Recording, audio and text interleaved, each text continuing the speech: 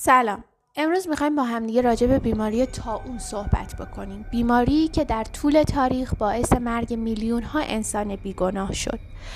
این طاعونی که ما امروز میخوایم با همدیگه دربارش صحبت بکنیم، عاملش yersinia pestis، یک باکتری گرم منفی هستش. پس در ادامه با ما همراه باشید. امروز میخوایم راجع به yersinia pestis صحبت کنیم که باعث بیماری طاعون میشه. بیماری طاعون حدود 40% تا 100% کشندگی ایجاد میکنه. این yersinia pestis کجا وجود داره؟ در روده بعضی از کک ها وجود داره که ما انسان ها هدف نهایی و غایی این کک ها نیستیم. در واقع این کک ها میان که برن یه سری از حیوانات رو آلوده بکنن، ولی به ما که میرسن ما رو هم آلوده میکنن. پس انسان میشه تصادفی، یک میزبان تصادفی در واقع برای این کک ها هستیم ما انسان ها. و این که فقط ما اینطوری به طاعون آلوده می شدیم اگر اون زمانها زندگی می کردیم، نه. اگر که با مایعات بدن مثل خون، بزاق یا ادرار افرادی که طاعون داشتن، اگر در ارتباط با اونها بودیم ما هم آلوده می شدیم، یا حتی بافت حیواناتی که توسط این کک‌ها در حتی گزیده هم شدن، باز ما هم آلوده می شدیم. همونطور که گفتم بیماری طاعون حدود 40 تا 100% میزان مرگ و میر ایجاد میکنه که در طول تاریخ حدود 3 تا پاندمیک ایجاد کرده. پاندمیک اول حدود دوران امپراتوری بیزانتین بوده که توی روم شرقی بوده و خیلی از افراد رو میکشه، چون موقع هیچی هنوز معلوم نبوده و حدود سال 1200 میلادی اینطورا بوده. خیلی مردم نمیدونستن که باید با این چی کار بکنن. پاندمیک دوم در آسیای مرکزی شروع میشه و از سال 1347 تا 1353 وارد اروپا میشه از طریق داد و ستدهایی که با هم دیگه میکردن. وارد اروپا یک سوم در واقع جمعیت اروپا رو میکشه.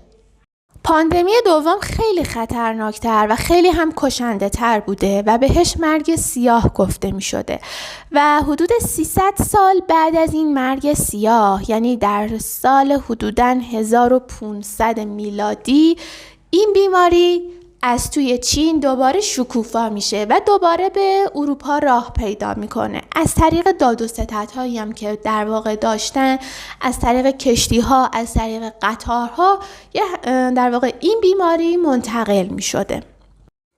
یه دونه کک چجوری میتونه باعث یه همچین بیماری به این خطرناکی و به این کشندگی بشه؟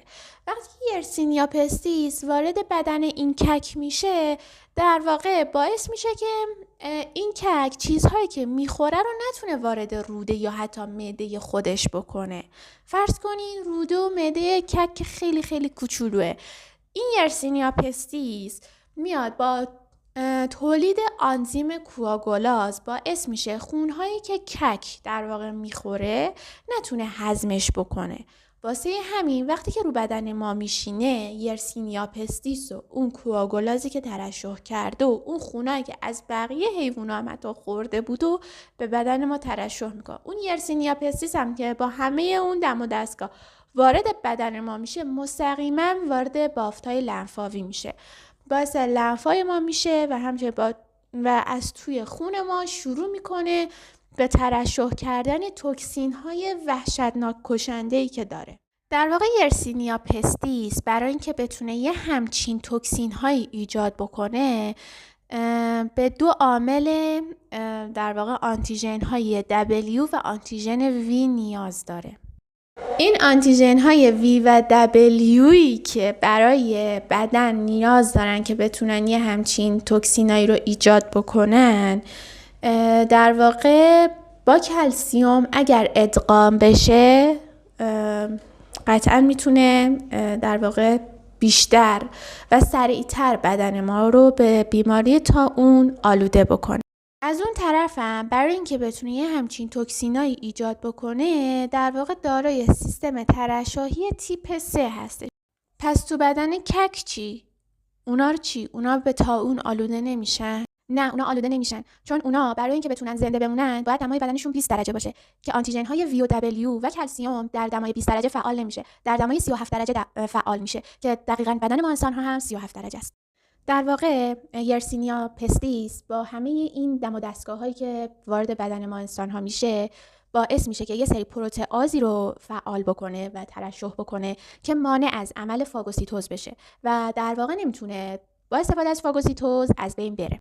باعث ایجاد پنومونی های شدید در دریچه های قلبی و همچنین باعث ایجاد مننژیت های خیلی خفیفی میشن و در نهایت آروم آروم چشم از این دنیا فرو میبره.